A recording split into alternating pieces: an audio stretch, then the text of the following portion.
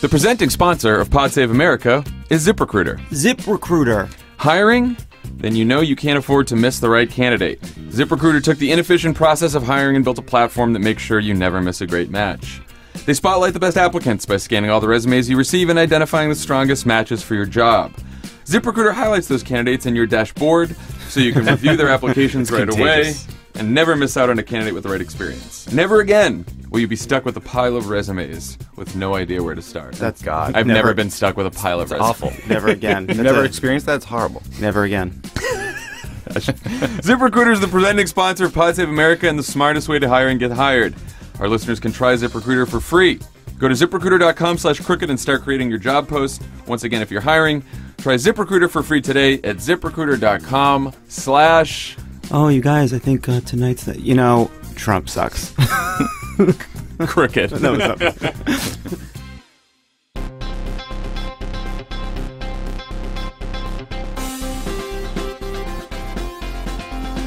Welcome to Pod Save America. I'm Jon Favreau. I'm Jon Lovett. I'm Tommy Vietor. On the pod today, our interview with Hawaii Senator Brian Schatz, How was that? who stopped by the office on Friday. How was He got that? merch. He saw the dogs. It was cool. Love Brian Schatz. He talks to you like Normal person. a normal human. We'll also talk to the host of Pod Save the People, DeRay McKesson. Check in with DeRay.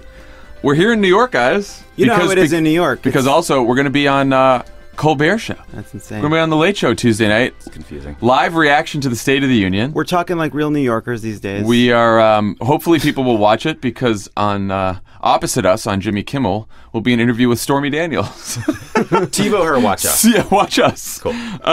Love it. How was the tour this weekend? Love it or Leave It was on tour. It was good. Okay. Cool, No, it cool. was Do awesome. you want No, anyone to listen to it? We had an awesome time on the tour. Akila Hughes, contributor, Love Akila. joined for the whole swing. We did shows in Portland and Oakland. She still like you? By the end, you can see that there was a certain look on her face by the end of the tour. But that's just anyone who spends more than a few hours with me.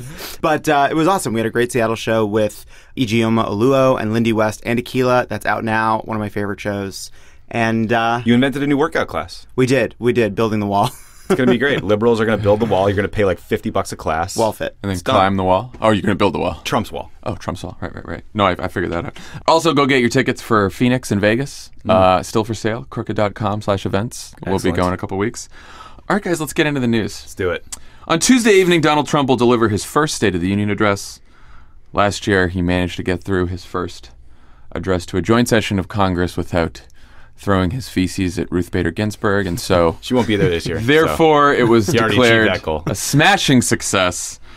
This year, the president delivers the speech as the target of a federal investigation that has led to 2 guilty pleas and 2 indictments of senior Trump aides and associates. And it comes a few weeks after the president told lawmakers he doesn't want more immigrants from shithole countries in Africa. So what do the headlines say? What kind of bar is being set for a president mired in such controversies? Well, Washington Post, a chance for a reset? Can a divisive president flip the script? Ooh, we'll find out. Politico. I just don't understand how you can even Politico, get in the that. State of the Union, Trump has to be, quote, normal. New York Times, will Trump stick to the script? Tommy, That's the lowest it can go. Tommy, are we in store for another round of stellar reviews if Trump manages to read a boring, typical speech all the way through? I mean, doesn't this expectations management and spin feel like a relic from a bygone era? It reminds me of the Yes. 2004 campaign when the Bush people would spin that John Kerry was the best debater since Cicero, and the press was like, that's a clever line, like style points, expectations management. You know, you get like sort of chuckles, points for creativity. The State of the Union is not a chance for some major reset, especially if it's just some one-off speech followed by the same old shit of attacking Jay-Z and doing whatever Trump does on a daily basis. Like, it's this fictionalized version of politics and events that is a more interesting narrative than you kind of got cemented an approval rating in the 40s and it hasn't changed for a very long time. Yeah, I mean, first of all, even if he does succeed in reading the thing aloud, if we remember last year, right on the heels of his tour de force on the floor of Congress, we went right back into Sessions, Russia bullshit. Yes. Within hours. I mean, it just didn't even last a day. Right. But even putting that aside, the notion that what's happening right now is Trump going through a normal process is in and of itself not true. You see the stories that say, oh, Trump's doodling in the margins and putting the finishing touches on the remarks with who? Are they qualified speechwriters? No, they're the dregs of Republican society, sort of elevated to a position because this administration can't attract real talent, right? It's C+ Santa Monica fascist Stephen Miller, trying to write something in a Word document that is vaguely cogent and not as racist as he is. But, he gets up there and he gives a speech and he can read it out loud. What does that mean? This isn't a president who is engaged in the running of an administration trying to figure out the best way to put forward his own agenda. And this is an autopilot administration. Also, we should say, by the way, that White House aides are already telling reporters that there will be no new policy in this speech. Which is, if I can't even imagine, think of the stress of writing a State of the Union, which we've been through, Lovett.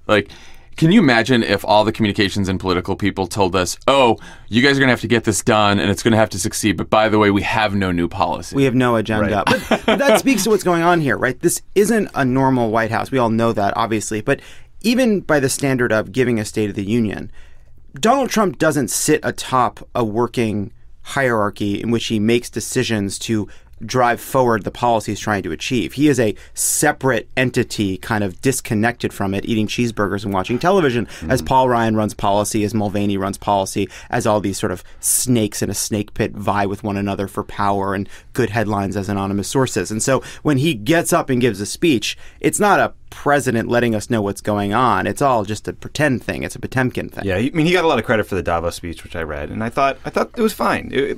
The opening of that speech was a pretty good pitch for why people should come and do business in America. We just, we lower these tax rates. It's a good time, blah, blah, blah. Fine.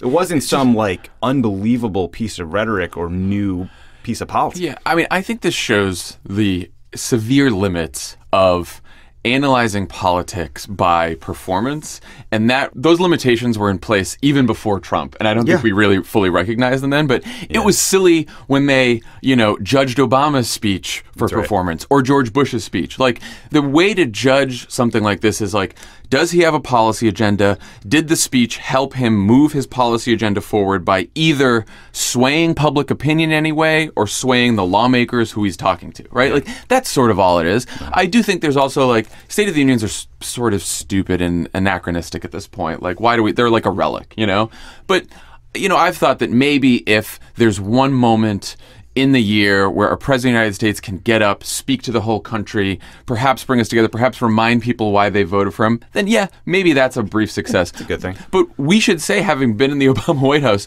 it never lasts. Obama never got a huge bump in his approval ratings from State of the Unions, even though every State of the Union the night of and the days after was judged a huge success by all these instant polls. So Trump's will be too. Trump's was last year. Guess what, guys? He's going to stick to the script.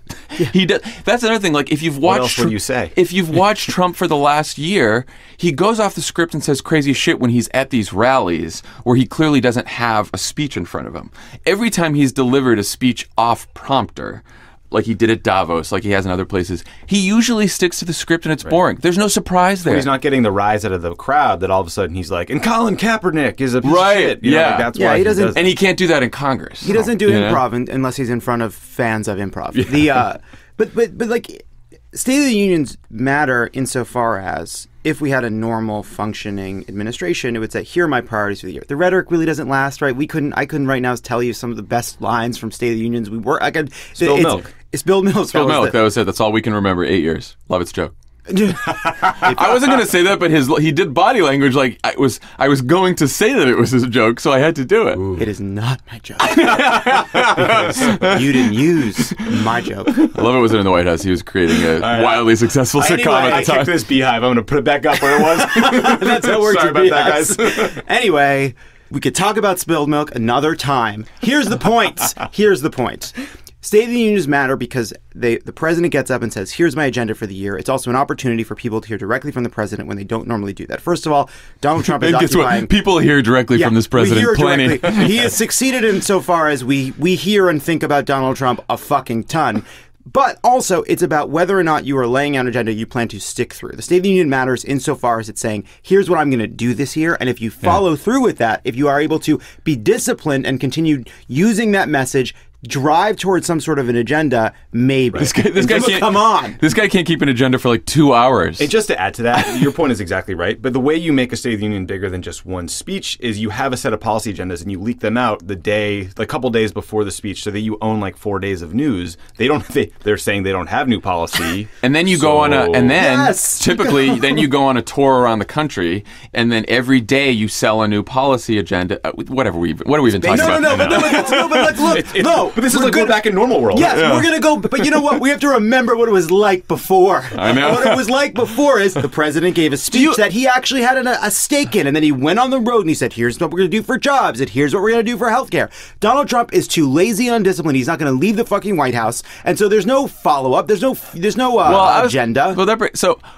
My question is, like, why does the political analysis and the previews never change? Like, why does the media set this bar? Because I don't think it's because they all like Trump or they're biased to Trump or anything like that.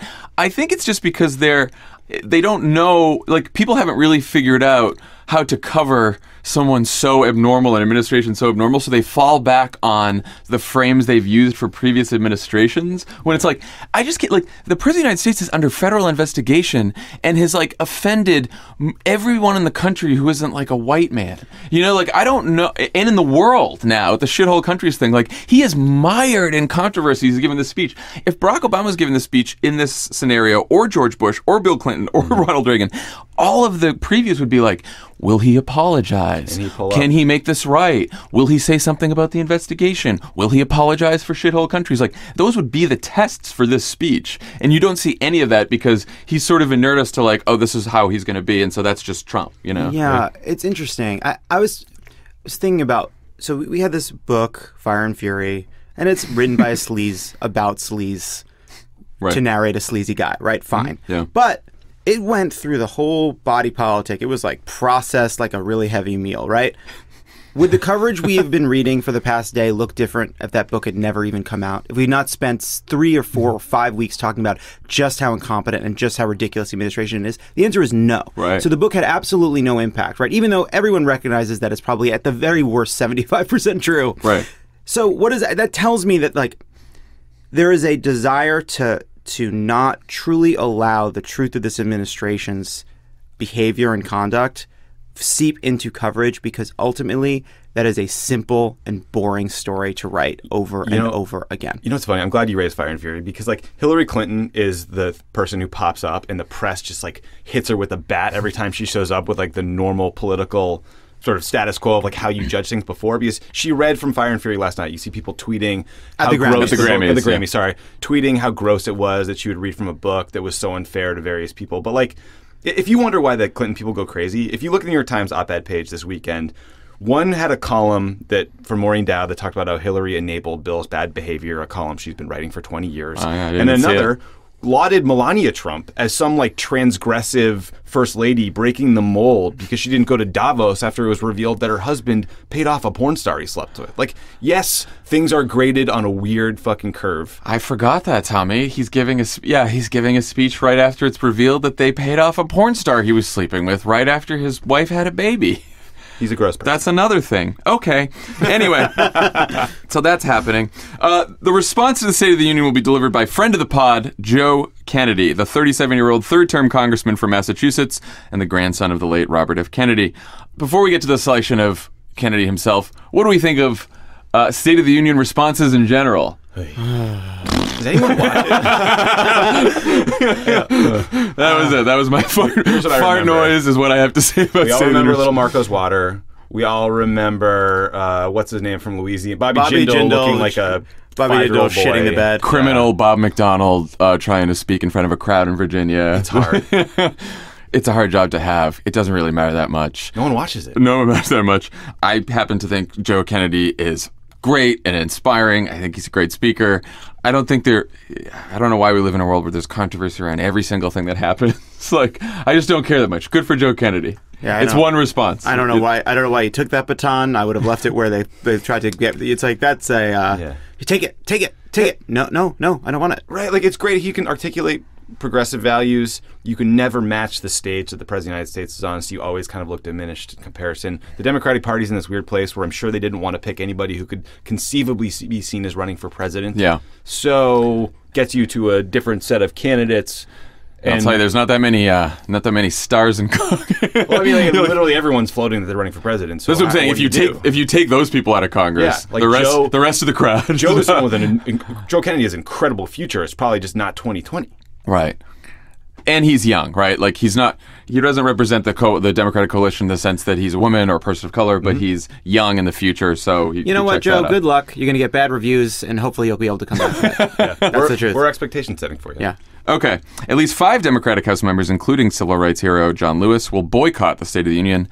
What do you guys think of the boycott thing? I'm like, Jon Lewis can do whatever he wants. Go, don't go. For sure. I get the urge to boycott. It is a good reminder that at the end of the day, Donald Trump standing at that podium is a great and historic shame, and we should not forget that. Yeah, so. I'd want to go and hear the craziness and then yell about the craziness, right? If it were me, that was my thing. I'd go, I'd listen, and I'd walk out and tell whatever camera would listen to me what I heard and what was objectionable or not. Right. Jon Lewis, yes, do whatever you want. I mean, look, he has dealt with discrimination and oppression in this country in ways that we don't understand, so I'm sure he's viewing this through a very different lens. More power to him if he wants to skip this creative speech. So let's talk about what the White House is telling reporters about the speech. It's a speech that will, quote, unite us with patriotism. It has a theme of, quote, building a safe, strong, and proud America, which the Washington Post called bumper sticker ready. If the Democratic Party had some kind of speech where the slogan was building a safe, strong, proud America, we'd all make fun of it, and rightly so. Because it's that's a dumb slogan. Richer, stronger, safer America. Like we've done, these are old ad slogans. They're interchangeable partisan slogans. They just drove up to the slogan retirement home and plucked one out of a fucking room. Yeah, it's been in a vegetative state for 30 years. They had to cut the word Dukakis off the bottom of it. Just bad. That's the kind of speech rating we're going to get from Stephen Miller, just FYI. It's going to cover infrastructure. He's sort of like re-rolling out sort of his warmed over infrastructure plan, which they call $1 trillion, but is actually like $200 billion plus magical private investment that's going to come.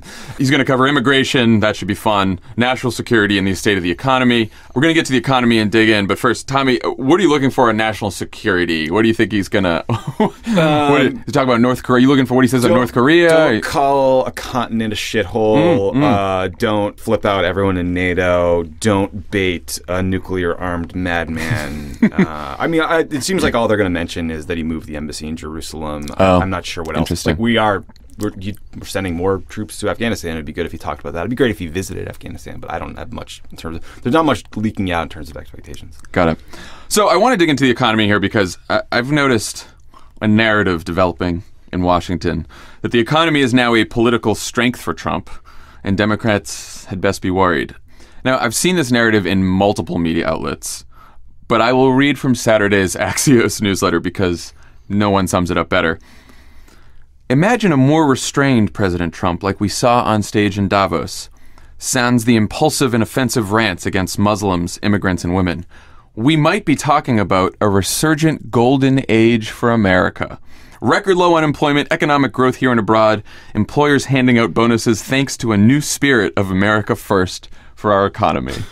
Lovett, are we in a golden age for America? So here's what I think the truth is. It is absolutely correct that if Donald Trump wasn't Donald Trump, if he was Marco Rubio or Ted Cruz, and he had just passed a giant corporate tax cut and some middle-class tax relief, and he had had the success appointing judges, he'd be more popular, right? That's absolutely true. They do have successes that they can point to now. Are we in a golden age for this economy? No. Why? Because cutting corporate taxes and giving tax cuts to millionaires and billionaires doesn't address the fundamental inequality at the heart of our economy that created, in many ways, the mistrust and division and appeals to racial resentment that helped make Trump possible to begin with. But, yeah, if your point is Donald Trump flying off the handle, being the most divisive and vulgar and crass and racist figure we've elevated to the White House in half a century, then... yeah, if he stopped doing that, he'd be in a better position. But he can't because his brain's broken. I mean, I just want to talk about the state of the economy a little bit because I don't think Democrats are doing a good enough job, like, talking about these facts. I mean, job growth averaged 214,000 jobs a month the last 4 years of Obama. In 2017, they averaged 171,000 jobs a month. We are, of course, in a recovery. At this stage of the recovery, you'd expect less job creation in 2017, but still, it's less than Obama. Economic growth in 2017 was 2.3%, faster than 2016, but slower than the 2 years before that. Wages still haven't grown much at all. Stock market's up, but it grew faster under Obama's first year. Half the country doesn't have a single dollar in the stock market. Also, Trump told Davos that America is open for business, but direct foreign investment in the U.S. declined last year after doubling over the 8 years before that. Tourism to the United States has declined. The solar industry has said Trump's new solar tariffs could cost 23,000 American jobs. 3 million fewer Americans have health insurance. Trump ripped consumer protections away. And remember the carrier plant that Trump supposedly saved. They have recently shipped 600 jobs overseas. So, I don't think the Democrats not only shouldn't be scared about talking about the economy, I think Democrats can't cede the economy to Trump in 2018. Remember, in the campaign in 2016 and when Obama left office, part of the reason that Donald Trump supposedly won, according to these same people doing the same narrative in Washington, is that Obama and Hillary didn't understand that even though the economy had sort of recovered, people in most of the country were struggling because their wages hadn't gone up. Remember that? What has changed since then? $1 trillion tax cut to corporations. They point to the stock market as if it's the end-all be-all. But to your point, 52% of Americans own stock, but the top 10% of Americans own 81% of the stock. So it's exacerbating inequality in the way that every other economic indicator has for a while. It's funny, thinking back, the economic reporting on Obama always included the caveats and context. We had a great jobs number, and it was but wages are stagnant. You're just not seeing that happening here, right?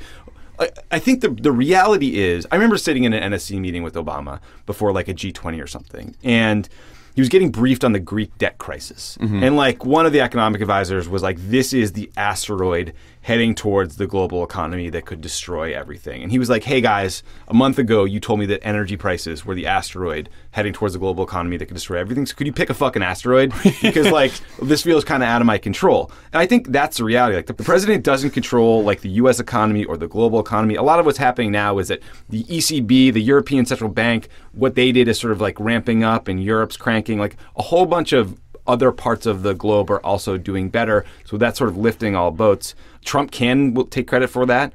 That's sort of his right as president. But you're right. I don't think Democrats should cede this argument because we still have a raging opioid crisis, right? There's still manufacturing and retail jobs are going away in certain places. So there has to be a nuanced discussion. Well, we said during the 8 years of Barack Obama, and he said this all through his reelection too, that income inequality and stagnant wages are the defining challenge of our time. That has not changed. It has gotten worse. Trump has made it worse by giving a $1.5 trillion tax cut that goes mostly to corporations and his rich donors. And Democrats are somehow having trouble talking about these bonuses. One-time bonus, Nancy Pelosi called it crumbs or whatever. I don't get why this is so hard. $1,000 bonus to a worker. Fantastic. That's wonderful. And that means a lot to people. It's 2% of their tax cut that the company's getting. Right. That's what I'm saying. You can still say that the bonuses mean a lot to people. But first of all, new Reuters poll out today said that only 2% of people have said that they've gotten these bonuses. And also, the bonuses happened because Trump gave a $1.5 trillion tax cut, mostly to rich people. It's a great thing. It's a great thing that companies are giving a tiny amount of the wealth Trump just gave them back to their employees. Right. But that is the nature of trickle-down. We just gave a huge pot of money to the richest and most successful people, to the least struggling in our country. And they said, here's a tip.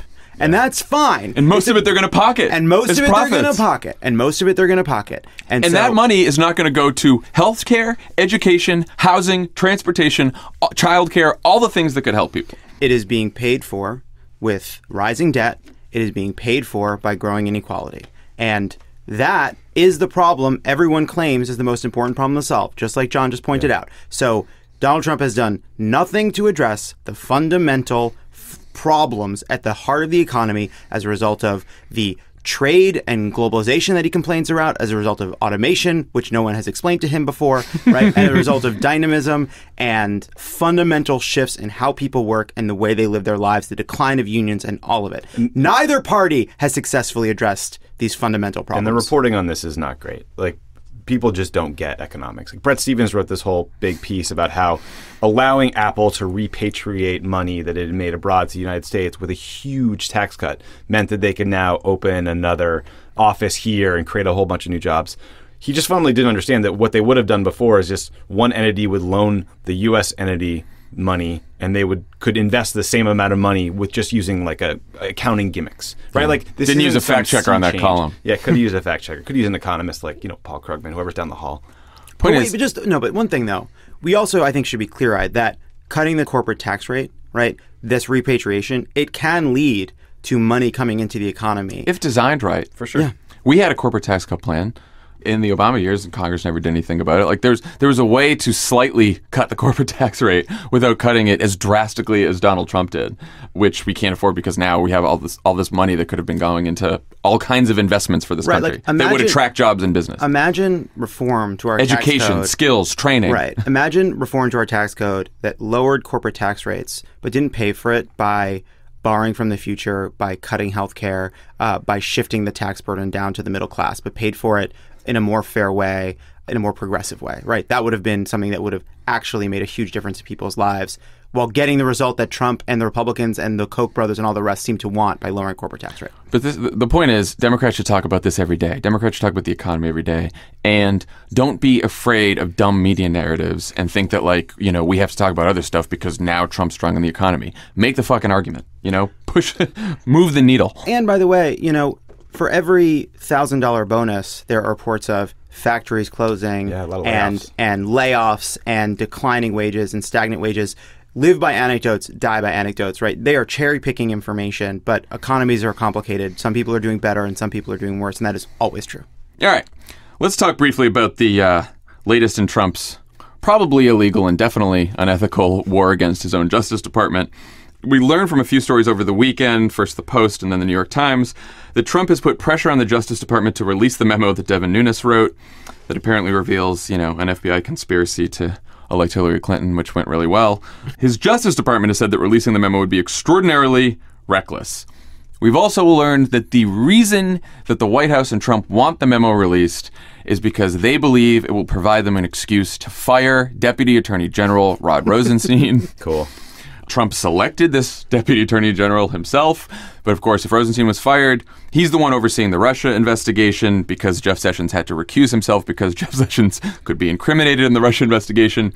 And if you fire Rod and then you bring in another Deputy Attorney General, then that person can fire Mueller, so Trump doesn't have to fire Mueller directly. That's where they are right now. It's a human centipede of obstruction of justice. Better title. Yeah, I was gonna say. It's so funny, how many really important facts you have to just gloss over to give a shit about all of this stuff. Devin Nunes is supposed to be recused from this whole matter, but he's in there just cooking up memos by himself based on FISA data. Rod Rosenstein is a Trump appointee who was a Republican from the Bush era. And all he's of a the sudden, guy that wrote that thing that said that they fired He wrote the memo Comey. that was the predicate for firing Comey. So it's what the fuck is going on here? You're attacking all the wrong people, guys. Trump has to basically say, I fired Comey because this guy told me to, who I hate and want to fire because I don't trust him. But I did trust him when he told me to fire Comey. But the New York Times story about this that it's running today is pretty fascinating because they basically say this is what the memo is going to say.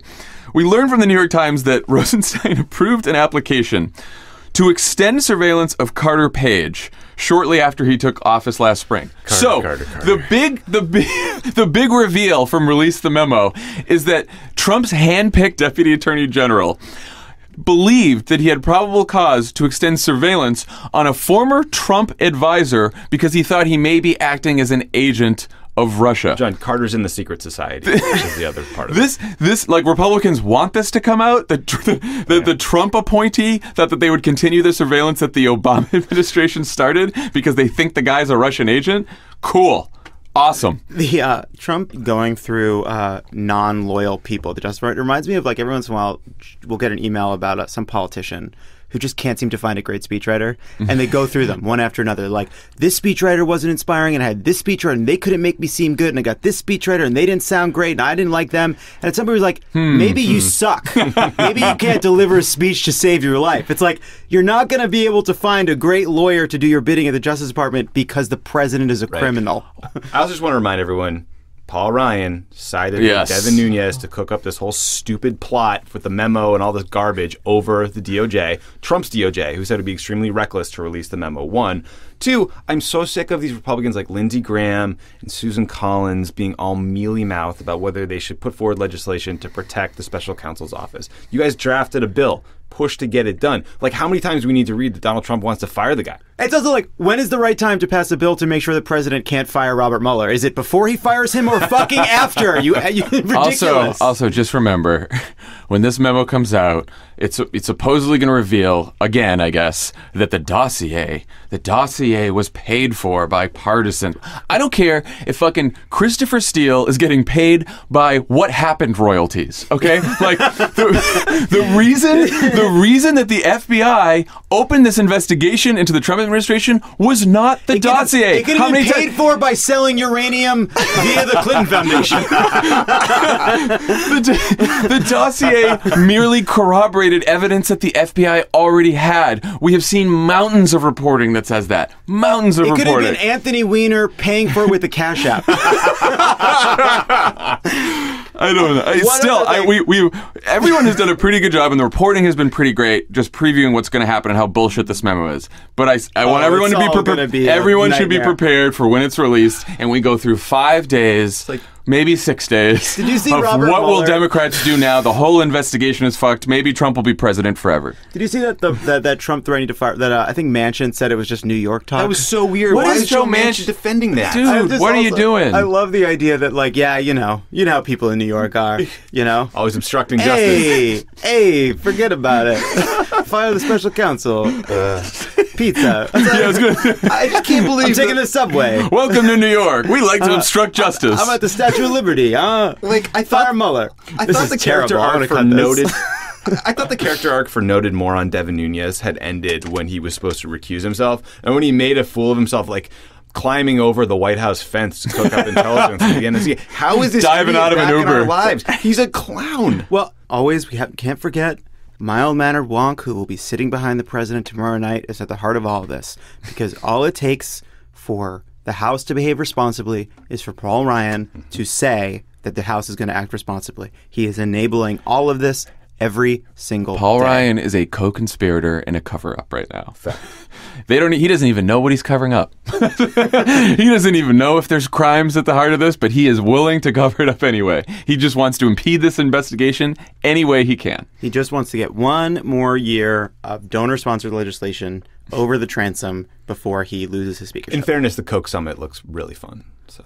Yeah, and he did get a reward for passing the tax cut legislation, $500,000 from the Coke. Oh, by the way, still also $300 million. You see, they're going to spend $300-400 million on the midterms. Why wouldn't they? They made 3 times as much on this tax cut. I also love Paul Ryan giving a speech to donors, thanking them. Yeah. Thanking them. Hey, buddy, you got it wrong. You work for them. They should be thanking you. And you saw our editor-in-chief of Cricket, Brian Boyler, said, if anyone has the video, please leak it to me. That my DMs are open.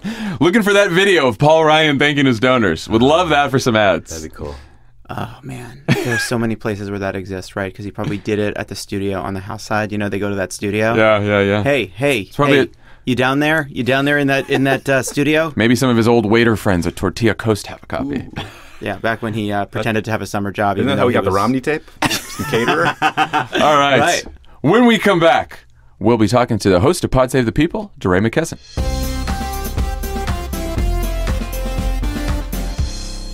Pod Save America is brought to you by Stamps.com. Stamps. Postage rates have gone up again. What? Let Stamps.com keep your rates down with postage discounts up to 40%. Discounts you can't even get at the post office. What? Stamps.com saves you 3 cents on every letter you send. Pay 2016 prices for 2018 stamps. Whoa. Holy shit. What a deal. Oh, man. Just Go back use- in time and tell those stamps what the future That's a holds. great business model. Hey, 2016 stamps, buckle up. You won't believe what's going to be going on when we're using you in 2018. Look, you know what the deal is. You get a digital scale. You can buy and print official U.S. postage for any letter, any package, any class of mail using your own computer and printer. And then the mail carrier picks it up. The mail Finally carrier, got that right. Oh, good. We've been pushing them to get rid of that Yeah. that Mad Men jargon for some time. I use stamps.com because include your personal recommendation. It's awesome. It's just way easier. Why wouldn't you? Did that- use it? Oh wow! Look at that. Glowing. The wordsmith strikes again. And right now, you too can enjoy the stamps.com service with a special offer that includes a 4-week trial plus postage. And again, that digital scale. Don't sleep on that. Go to stamps.com, click on the microphone at the top of the homepage, and type in crooked. That's stamps.com. Enter crooked. Pod Save America is brought to you by Peloton. Peloton. Don't let a busy schedule keep you from getting a great workout in. You Peloton. slob. You overworked slob. Hey, are you a cog in a capitalist machine? Imagine if they would just put a little Peloton in Trump's bedroom. So instead of tweeting from I don't bed think and he'd eating use it. burgers, he would just pedal for like 30 minutes. I don't think it would. He'd just I don't throw think his that would shirts happen. on it. You feel good. Yeah, it's true. Peloton's a cutting-edge indoor cycling bike that brings live studio classes right to your home. No worrying about fitting classes in busy schedules or making it to a studio with a crazy commute. Does an always-on corporate culture leave you thinking about work maybe 20 hours a day? Get on a Peloton bike at home. Take a break. There are a variety of workouts to choose from. Lovett, tell us which one you usually do. 45-minute classes, 20-minute burns, hip-hop, rock and roll, low impact. tell you. Is it hip-hop? Do you do the hip-hop one? You know, I tend to choose based on class length because I usually, if I'm going to do it, it's like, all right, this is a 30-minute window. All right, we got to get in. We got to Lovett's get the guy out. who buys like the 7-minute abs infomercial. Yeah. So the Peloton Shorter bike the better features for all a of us. 22-inch HD touchscreen, a near-silent belt drive, so it's super quiet, and a compact 2x4 footprint. Can fit in your living room or even in your office. Host can speak about where his is located. Mine is in our garage. I put the Peloton in the room that was going to be my office, but then when I stopped writing, we didn't tell anybody for a year. So it's the bathroom. Perfect place. It became the Clovis perfect. is in his bathroom. It's not. That's ridiculous. There's not enough room in there. It's a small bathroom. Discover this cutting-edge indoor cycling bike that brings the studio experience to your home. Peloton's offering listeners a limited-time offer. Go to onepeloton.com. That's O-N-E, Peloton.com. Enter the code PodSaveAmerica at checkout and get $100 off accessories with your Peloton bike purchase. Stop going to other cycling classes out of your home like a schmo. Stay in your home. Stay in your Not home. like a schmo. Never like leave. a schmo that stays in your home. Go to ONE-PELOTON.com. Use the code PodSaveAmerica and go get started. On the pod today, we have the host of Pod Save the People, DeRay McKesson. DeRay, how's it going, man? Whoop, whoop. It's good. You know, it's a busy world. We got a lot going on, but I'm good. I'm good. How are you guys doing? Are you back? Are you back in the country? I feel like I never know where you are. We are back in the country. We're in New York City right now. Reeling from. I'm in New York City too. we don't even know this. Ships but- passing in the night, right? I don't know if you saw, but Pod Save America was snubbed from a spoken word Grammy, which we thought was in the can, frankly. I love it. That's hilarious. So, DeRay, we wanted to talk to you about Floridians for Fair Democracy. We saw last week that they successfully gathered the required signatures for a November 2018 ballot initiative, which, if approved by 60% of voters, would restore voting rights to Floridians with felony convictions after they fully complete their sentences.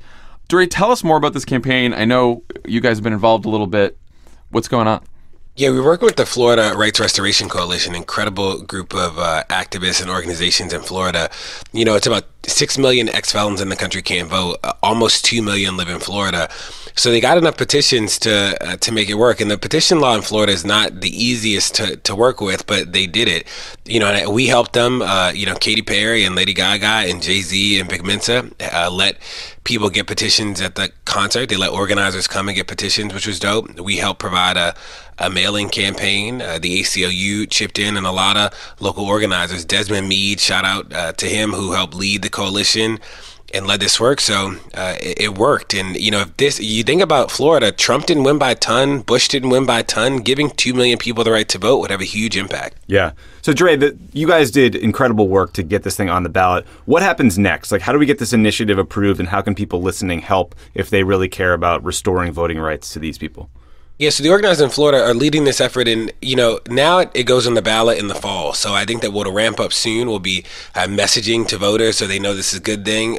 I would anticipate that the right is probably going to push back against this, but it's a lot. There are a lot of white people who can't vote. It's not even like majority people of color who can't vote right now. It's like so this is like an interesting initiative because Black people are disenfranchised, but a lot of people are disenfranchised right now in Florida.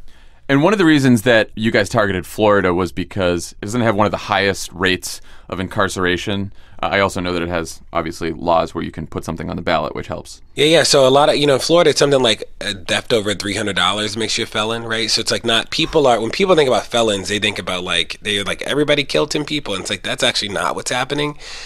And, Florida is actually a big deal because it's the state with the single largest population of disenfranchised voters, right? It's like almost 2 million of the 6 live in Florida. Also, I saw that if you were in jail for a murder conviction, it's not like re-enfranchising people who've murdered people. Yeah. So it's like, and you think about there are a lot of things that make people felons, and we don't have a good language for it. That if you watch TV, you think that, again, every felon committed bank robbery and blew up the White House. And that's not what happened. So when people serve their time, they should be able to, vote again. So I think people are waking up to the fact that people are being systematically disenfranchised across the country based on arrests for things like drug possession in a school zone or crimes that I think on their face it would surprise us for how long you get jail time or what it can mean to your ability to be a citizen long term. How easy do you think it will be to replicate the type of effort you're doing in Florida in other states? Is that something that the Democratic Party or people who believe in social justice should be, fighting for or adding to the sort of list of groups they're supporting? Yeah, and just to be clear, we supported the work of these incredible local organizers in Florida. But yeah, I think this petition route actually has a lot of play. And, sadly, not every state in the country allows for citizen-led petitions to put things on the ballot, but there are a lot of states that do. So I think that, stay tuned. We're already working with some new states that we haven't announced yet to help them bolster their efforts. And, I'm hopeful that this can be a key way that we can move criminal justice reform work around. Well, let us know, how we can help as the campaign ramps up to get this thing passed. And, everyone out there should know, too, especially Floridians, this is another big reason to vote in November, as if there wasn't enough at stake on the ballot, as if there weren't enough important races. Now we have this in Florida, and this is going to matter for a lot of people, and it's going to matter not just in 2018, but then in 2020 and 2022 and 2024 and all the elections to come. So it's a very, very big deal. Dre, also, I hear Pod Save the People's going on tour. Yeah. First tour, February 18th in D.C. Tickets on Ticketfly. So excited about that. We haven't announced the guests yet, but, I'm excited about who we have in the bank to come. Ooh, mystery. And it's dope. Yeah. The last thing I want to talk to you guys about is Governor Hogan in Maryland. And, Maryland's one of those blue states that just people don't think about being a sort of state where issues are important, but around criminal justice. But Governor Hogan, the governor, has just introduced a set of bills that would take us literally back to the 90s war on drugs and crime stuff. And it's sort of incredible to watch. He's planning for truth in sentencing, a lot of mandatory minimum stuff. And there are people in Baltimore, there are elected officials in Baltimore who are so scared about the crime stuff that they're willing to bet people's lives and vote on these wild pieces of legislation. Oh, no. That's so frustrating. I mean, it's these mandatory minimums were put in place, under Reagan, and you would have judges literally weeping in the courtroom because they had to sentence people to completely outrageous, disproportionate sentences. Everyone has come to grips with the fact that they didn't make us safer. They just stuffed people into prisons with no help of rehabilitation. And yet we have Jeff Sessions leading the charge and then state-based initiatives like this that people lefty liberals like the Koch brothers oppose. Yeah, and you think about Baltimore, I mean, you all saw the news that an entire sort of wing of the Baltimore Police Department just got indicted for setting people up in corruption. Yeah. And what you have at the state level is not a real investment in the city, not really funding the school system, not doing any laws that make police more accountable or things that actually might lead to safer communities. What you have is they want to have the Maryland State Police like come in and police the city of Baltimore. You're like, this is not an answer. And I worry that there are a lot of political leaders in Baltimore who are Dems, who are like suddenly afraid about the crime problem, that they're just willing to like let Hogan put back in these draconian laws. So what are the Democrats in the legislature doing about it? Are they, against this? Can they stop it? Yeah, because in Maryland, like the Dems are the legislature. Right.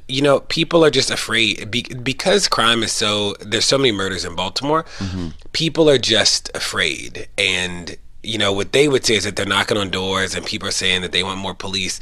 But the reality is that we haven't seen a time where like the state actually invested in the city of Baltimore. So they've like cut bus routes, again, not funding the school system. We all saw the news about the schools with no heat. Like that's because the school system hasn't been adequately funded. But Hogan is like playing to this base of like, people thinking that black people just need to have more police and that'll make everything safe and we should just lock people up. And we, like you said, it doesn't work, Yeah. Not learning any lessons from the past. Not a single. Yeah. Well, thanks for letting us know about that. That's important. We'll keep an eye on it. DeRay, thanks for stopping by. Cool. Yep. Welcome back to the country, and maybe I'll see you around in New York City today. Thanks, DeRay, what are we going to do about there not being a podcast Grammy? Because that seems wrong to me. I mean, what century are the Grammys in? What are we doing? It's 2018. It's coming. Let's get a Grammy podcast going. I'm just like sick of not having a Grammy. And an Emmy. Why not an Emmy for the? You guys are ruining this for Nikki Haley. Stop it. It's time ruining for Nikki Haley. We got to make sure that not everybody deserves to be on the Grammy nominee list, but we'll be there. I'm confident. Outstanding. Look forward to it. All right, DeRay. We'll talk to you later. Talk to you later. Bye-bye.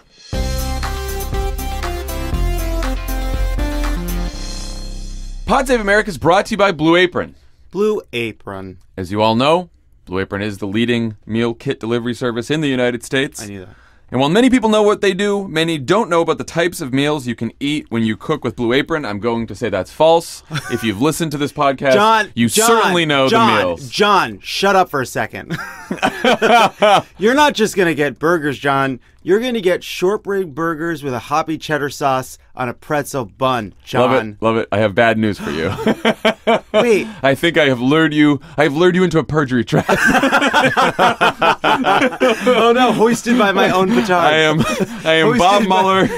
I am Bob Mueller to your Ty Cobb. Okay. Strip steaks with potatoes and spicy maple collard greens. Whoa. A steakhouse-inspired favorite with a delicious twist, chili-infused maple syrup.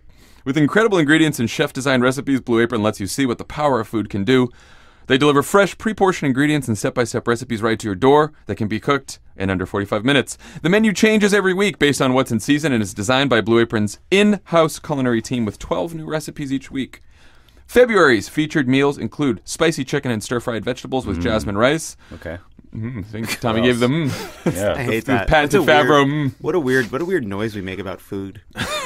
Blue Apron is treating Pod Save America listeners to $30 off your first order if you visit blueapron.com/crooked. So check out this week's menu and get your $30 off at blueapron.com/crooked.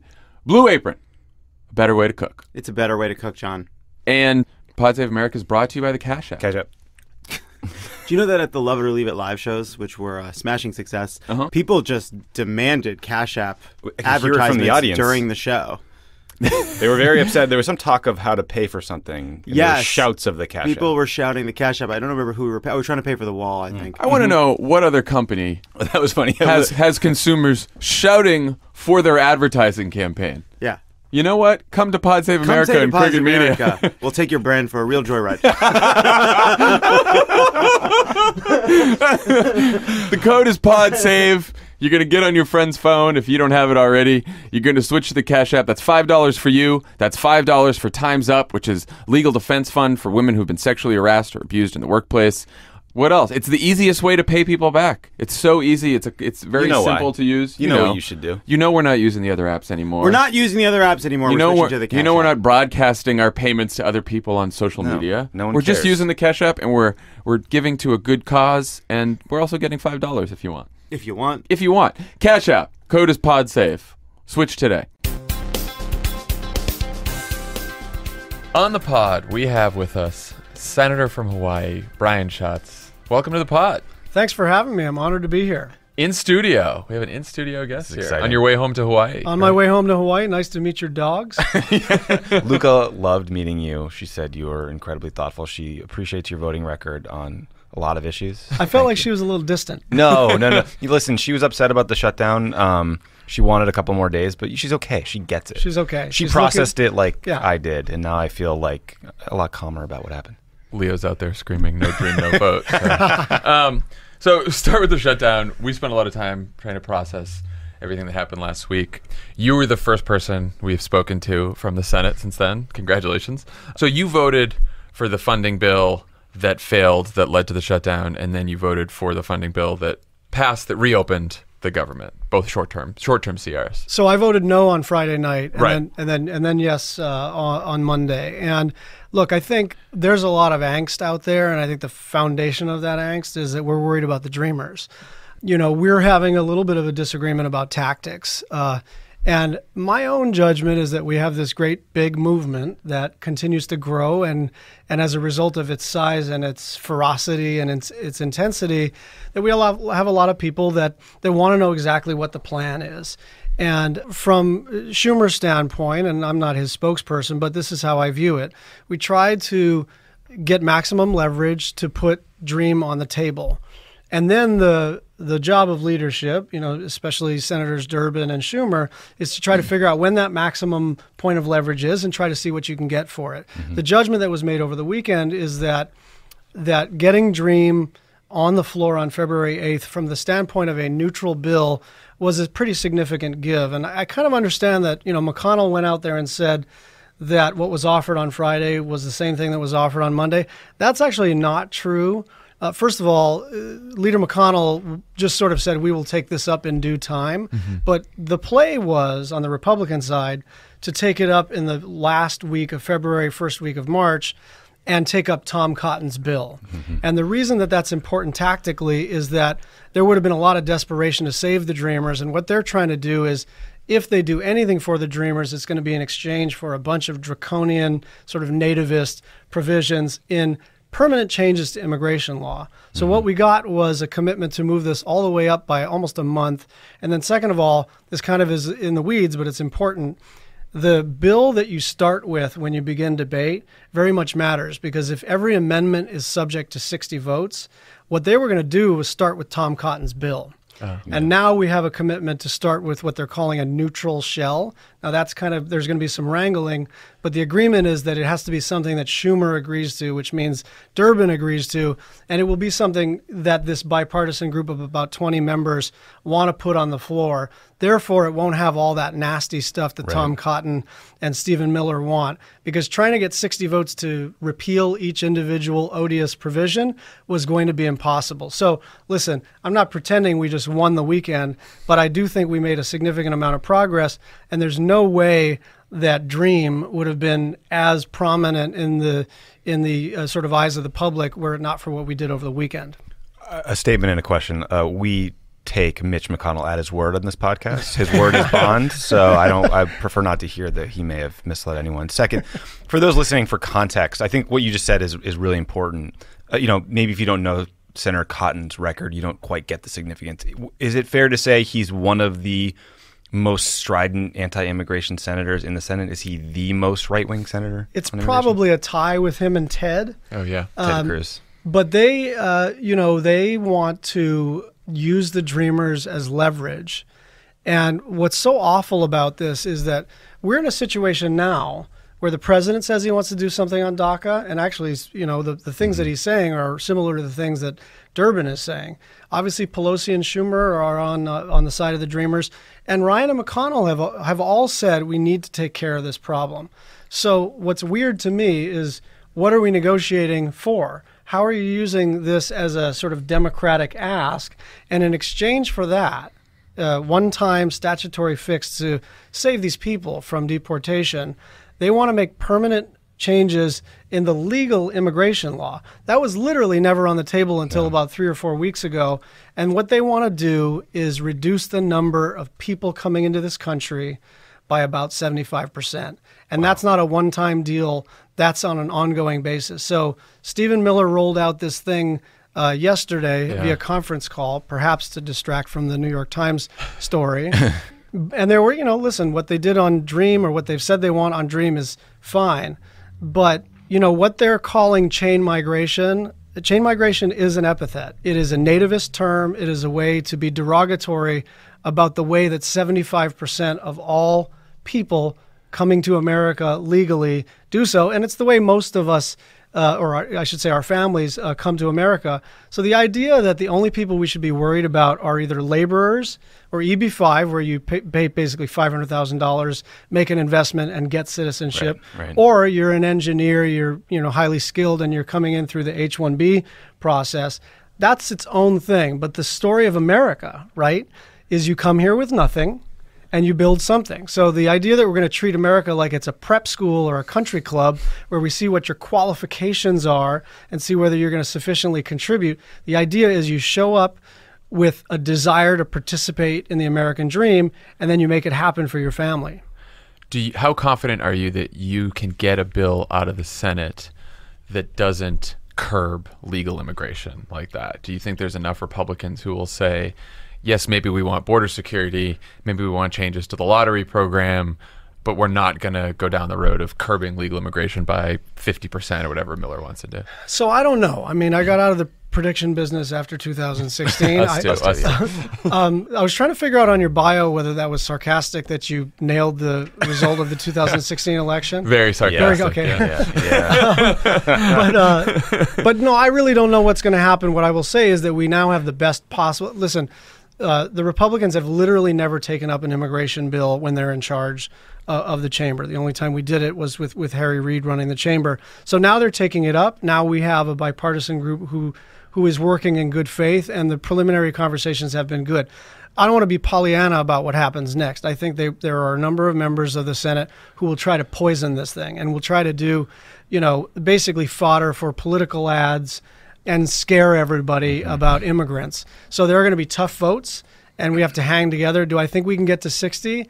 I think we can. There's kind of a basic question here at the tactical level, which is this 51 Republicans plus 9 Democrats, or is this a true bipartisan coalition? Because if it's 51 Republicans plus 9 Democrats, if that's how they think they're going to get there, this is going to be a bad bill, and I don't think they'll get there. If they really want to do what they say they want to do, then I think we can have a big vote. I think we can get 65 members. So the last question on immigration, on leverage, is I saw that Durbin said, okay, now we're getting close to negotiating and finalizing a deal on a long-term budget agreement, which is great. If the Senate works on that first, and then everyone votes on a long-term budget agreement, and then move on to DACA, but DACA doesn't work, have Democrats then given up their leverage?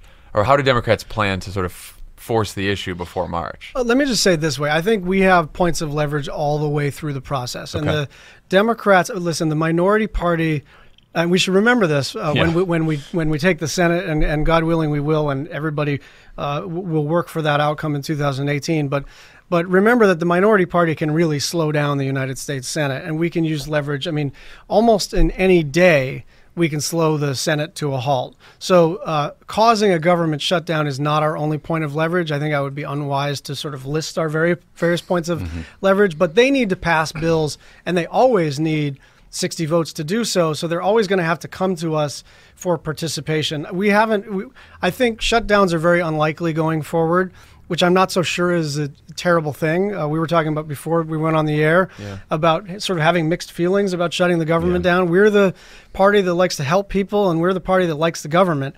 And it's very difficult for us to use leverage sort of against our constituents for another constituency. But we are not without leverage. They need 60 votes, and we can withhold it for anything at any time. Yeah. Slightly switching gears here. Senator Ron Johnson is a colleague of yours from Wisconsin. He recently announced on Fox News that there is an FBI secret society holding meetings as part of a grand deep state conspiracy. It turns out that his source for this alarming allegation was one text message that was jokingly sent that referenced a secret society. So I have two questions. Is Ron Johnson the dumbest person in Washington, D.C.? And if you prefer not to answer that question, I'll try it this way.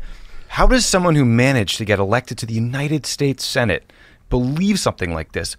Is he speaking in bad faith, Or do we think he's reading news sources that have so thoroughly eroded his faith in government that he's willing to believe that our own government would have a like Opus Dei secret society in the bowels of the FBI? So I don't know the answer to that. First of all, he's not the dumbest man in Washington.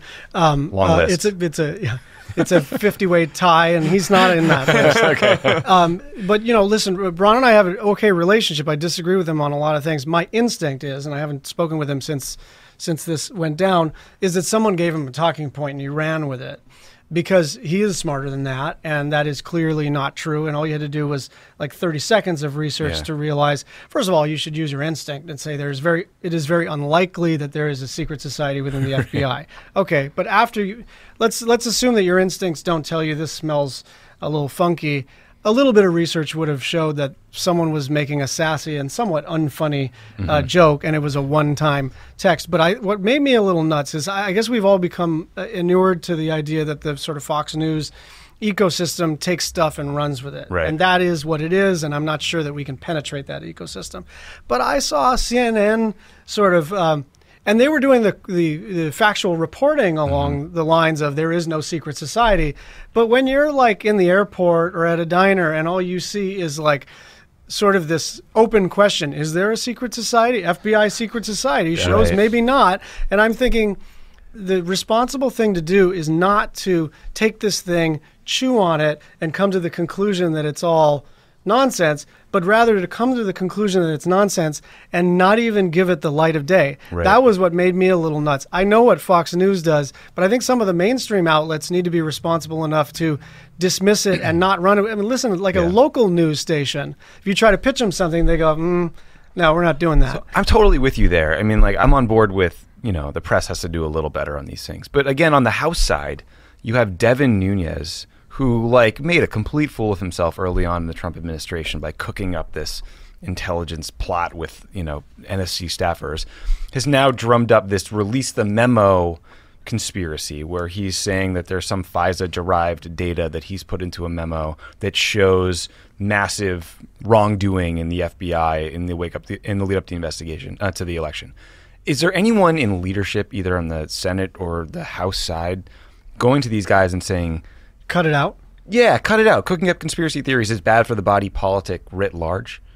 Apparently not. I mean, look, I think Ron's thing was more of a one-off, but Devin Nunes, has made a habit of this, and this is the weirdest recusal from the Russia matter that I've ever seen. This guy is supposed to be recused from this on the intel community. As near as I can tell, not only is he not recused, but he's actively running interference, and he's running I don't come from the national security space, but it looks like an operation. It looks like he is an operative for someone in trying to obfuscate and mislead. So what he's doing is kind of, I think he's on his own. There are some people who are, there's a guy, Gates or something, who's just nuts on television. There are a few others that just parrot the talking points, but this guy seems to be using his position, his ability to get into a secure facility and have access to secret and top secret information and then kind of run around with it irresponsibly, which is why the Department of Justice itself basically warned him not to disclose classified information. A Trump appointee. Yeah. Do you think there's going to be any movement in the Senate on passing these various bills that would protect Mueller or sort of protect the investigation? I know Tom Tillis had a bill. I know Lindsey Graham did something. I mean, I don't know if after this New York Times story, we're recording this on Friday, last night, there was any ideas there. So I've been talking to, Cory Booker was one of the authors of one of these pieces of legislation. I was texting with him last night, and, we're starting to reach out to members and see whether the enthusiasm for moving forward has increased. I guess I have a couple of thoughts. First of all, Chuck Grassley said that he is open to a hearing on this matter, and I think that's encouraging. But I also don't think we should let Republicans off the hook for saying sort of vague, I'm concerned, that ought not to be done. We're legislators. We're not spokespeople. We have an obligation as members of the separate and co-equal branch of government to push back on anything that we think may be unlawful or not in the interest of getting to the truth. So it's nice if, Senator Perdue or whomever says, well, they shouldn't fire Mueller. That's not good enough at this point. Right. We need more. And there are a number of, mechanically, you could have a hearing You could adopt the bill by unanimous consent. You could have a number of members of the United States Senate send a letter to the president saying, if you fire Mueller, we will enact this statute instantaneously. But I just don't want any of these folks, who are good people, some of them on the Republican side, to get away with being given credit for statesmanship and moderation if they tweet something or when they're getting off that train in the Capitol say, well, you shouldn't fire Mueller, and that's the end of it. We're going to need a little bit more of a bright red line, and that bright red line has to be statutory at some point. It has to be like, what are you going to do as a legislator, not some sort of clever tweet or brave statement, and then you go away for the weekend, come back having done nothing. Paul Ryan pretends not to read the tweets. That's right. So that's another avenue. Well, and so here's the reason I was thinking about this is, remember during the ACA fight, I remember there were these graphics on, I think, every cable station that was like 8 or 10 members of the United States Senate who were the moderates who were considering voting against ACA repeal. And I think they get a ton out of being on a list of moderates, even though they were never in play to vote no. Right. I mean, I'm looking at some of these names, and without attacking them individually, I'm going, that guy's never in a million years going to vote no on an ACA repeal, but he's getting the benefit of being on every TV station as like, I'm real concerned about Medicaid or whatever it may be. It's nonsense, and I think that... Bill Cassidy. Yeah. Sorry. It just drives me nuts. But we can't, but you know... at some point, Tom Cotton was against repeal without replace, right? No. And so I just want to make sure we hold our Republican friends accountable for action. And if the bar is so low that all you have to do is tweet something kind of like vaguely critical and then you're like profiling courage, that's not going to save the country. Right. I want to ask you about the State of the Union. There have been various dust-ups at times about whether people should boycott the State of the Union or major Trump speeches. Where do you land on that? Like, should Democrats be present, or should they send a message by not showing up? So, listen, I'm going to go. He's the president of the United States. For one thing, I think it's important to listen to him. For another thing, I mean, I was actually talking to a House member who was considering whether or not to go, and he asked me what I thought. I said, well, for what it's worth, I think it'll end up being a Rorschach test, right? If you just hate everything that he stands for, you're going to say, right on, you didn't show up. And if you're a Trumpist, you're going to say, this is another example. They're trying to ruin him at every... So I just don't think it moves the needle by not showing up. But I certainly don't think anybody has any specific affirmative obligation to come, and people have their own principled reasons not to come. So I think that'll end up being a sort of a sub-story. The main thing, again, is to move from the symbolism to the legislating. Right. Are you excited for how all the pundits will greet this speech as the moment he became presidential again? New Trump, pivoted New Trump. Yeah. I can't tell if we're set up for that or not this time. Feels like we probably Feels are. like we're set up. I don't know. I mean, it's a really interesting question because, like, is there no point at which certain, not just pundits, by the way, but actual, like, hard news reporters will not say, this is the best speech he's ever given. It's just the bar is so low. And I agree. Like, if he read a, like, normal Republican speech written by, like, you know, anybody's legislative coordinator and just read it, people would be like, that was pretty great. Well, you can imagine, if he does this right, you can imagine he's going to start talking about the economy. He's going to take credit for the state of the economy, even though it was mostly Barack Obama's work. He's going to talk about the tax cut. I'm sure he'll talk about all the bonuses that the companies are handing out to employees, which raises a question. How do you think... I saw someone on Twitter today say, how do Democrats talk about the Trump economy going into 2018?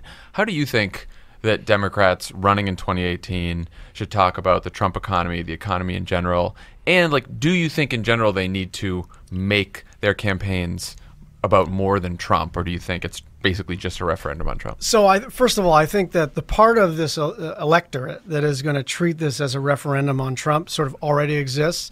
So although there are aspects where you should sort of sharpen the focus, I really believe we have to have a hard-nosed, kind of hard-edged economic message. And I think it's fine that the economy is doing well. It's just important to remember that GDP and stock market data doesn't actually impact everybody in the same way. Yeah. And so what I think we should be saying is they're ripping you off. They lied to you. That they are stirring up grievances, trying to pit you against each other in order to pick your pocket. And that's what's happening across the country. And that is the kind of message that will fire up, black and Latino women and white dudes in the Midwest. It shouldn't matter. Your pocket is being picked by this tax cut and by public policy, the evisceration of the Consumer Finance Protection Bureau, what they're doing on loans, what Mick Mulvaney stands for, everything that they've done to empower Wall Street. I think we have a strong populist message. I will say that we have a tactical problem, and I haven't figured out how to solve it, which is we literally will plan a week where we're going to focus on the economy, and then all hell breaks loose. Yeah. And it's nice to say, a lot of strategists will say, well, you should have done your presser on your economic plan anyway. And the truth is that the news environment is such that we have to find our way to break through the craziness, which is so irresistible and interesting every day, that if all we're doing is talking about middle-class jobs and protecting families and allowing everybody to share in a growing economy, it's what we should be talking about, but it is really hard to break through. So I don't have a magical solution for that one. Yeah, I mean, that's something we think about all the time here, because I think you hear people say the Democratic Party has problems. Structurally, no one knows what they stand for. No one knows what they believe in. I don't know that that's entirely true, but it's certainly the case that we need to do a better job articulating a vision.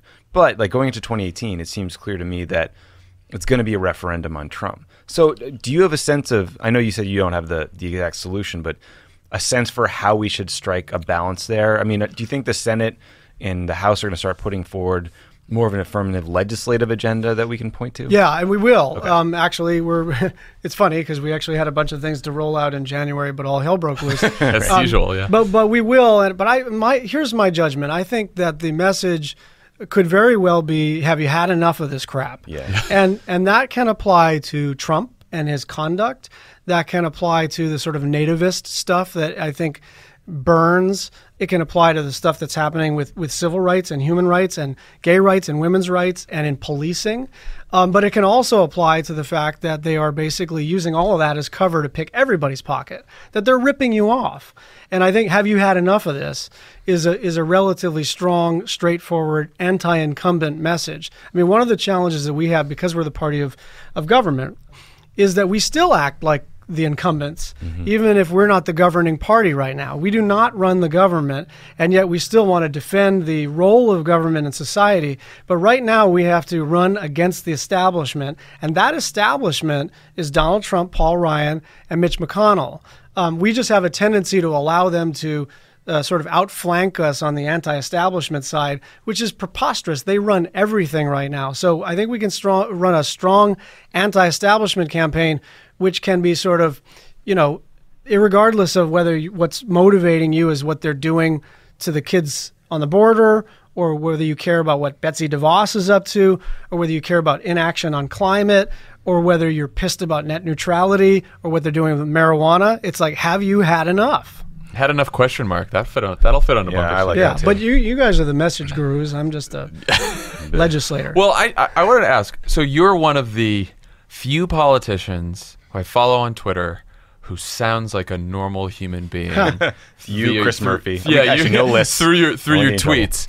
Was that a strategy on your part? Was that just you being you? Do you give your communications team heartburn? Like what? So, no, yes. Yeah, so look, I sort of don't even love Twitter on a personal level. It drives me a little bananas. I spend too much time on it. It's hard to arrest, and yet it's such a powerful tool. And I went from very few Twitter followers around when Trump was elected to 10 times as many. And part of it was because I thought it was really important for me to express myself and lay down markers. And there aren't that many members of the Senate who tweet themselves. Yeah. And I think that it's funny. I always say that I found the one job where being a normal person is like totally a distinguishing characteristic. And so I just try to, speak from the heart and speak from the gut. And I've said a few things that I wish I didn't say on Twitter, and certainly more things that my communication staff wish I didn't say. But I think people need to hear from me. And then on top of everything else, I'm 5,000 miles away from home. So it is a good way for people who are following what's happening in the Congress to kind of know what my thinking is. So I've used it as a tool. I'm not going to stop using it as a tool. I'm trying to put the phone down on the weekends a little bit more. Yeah. Aren't we all? Good advice that my fiance would like me to take as well. Actually, one last question. There was this horrible, terrifying incident in Hawaii where an emergency alert was sent out that's saying a ballistic missile was inbound to Hawaii. Seek shelter immediately. This is not a drill. We learned later that this was a mistake made by an employee. I'm curious, like, what that horrifying incident felt like for you and people you love, and what we've learned about our preparedness generally on a state and federal level. Because the mere fact that a random employee could push a wrong button and do this for 39 minutes, to me, speaks of a lack of preparedness that is truly frightening. Yeah, first of all, it was terrifying. I mean, 1.55 million people were thrown into turmoil. Lots of people, just to give you a sense, some people sort of decided that it was a fake without actually knowing. Some people were able to call, a garrison or a base or an installation and get some information. But lots of people were hiding in closets and basements, if they have a basement, and saying their goodbyes. I mean, people thought they were going to perish. Wow. So we had a systems failure, obviously, because you don't want a system where only one person making a clerical error can cause that to happen. And then you had a bunch of sort of errors in human judgment along the way in terms of not, telling the public that a missile was not coming. But one of the things in terms of preparedness that we're working on, and on a bipartisan basis, is that actually the authority for a missile alert should be federal. We have interesting arguments about the role of the federal versus the local government, but this is the most federal thing there is. And so we're working on legislation to essentially say, NORTHCOM, NORAD, PACOM, the people who know whether or not a missile is coming should be the ones to inform the public, because right now it's voluntary. So FEMA has a system, and then every emergency management agency, 3,017 counties and 50 states and 5 territories, can voluntarily enlist in this missile alert system or not. And so the likelihood of another mistake is actually relatively high. And the likelihood after this mistake that a mayor or a governor is going to say, I would like to not incur that political liability, is super high. This is just clearly not a thing where we want to have them be the laboratory of democracy and everybody has their own missile alert system. No experimenting with missile alert systems. We're good. Yeah, and I think the one thing, Tommy, that sort of worries me is whether or not this could have pinged around in such a way that caused our adversaries or our allies to think that something real was going on. Now, PACOM immediately knew it was not real, and I'm sure they have ways to communicate throughout the region to calm nerves. But you can't expect that that's always going to go well. So missile alerts should be in the control of the National Security Council. I think that's a bipartisan statement. Yeah, we all for sure. Agree. Senator Schatz, thank you so much. Thank you. Thanks for having me. Thank you to Senator Brian Schatz and DeRay for joining us today. And that's all we have. Aloha. Some good New York talk, guys. Good New York talk. Obstruction of justice. Hey, I'm at Get a pizza. Let's go to 30 Rock and fire a lawyer investigating us. Now I'm at Ellis Island. Close for business. Impede the investigation. It's like a sort of Italian accent, but sort of New York. New York. It's I'll do. You're from here. I know. I'm kind of doing vaguely like an uncle. This is vaguely what. What is your dad? Doesn't your dad have a long? I'll do Jonathan. I'm telling you, it's simple. You find the investigators. It's not that complicated. You find the investigators, then we go get a couple of bagels. There you go. That's it. Get a couple of arugula, and commit obstruction of justice, huh? Because we're New Yorkers. This is what we do. This is what we do here. All right. We'll see you guys later.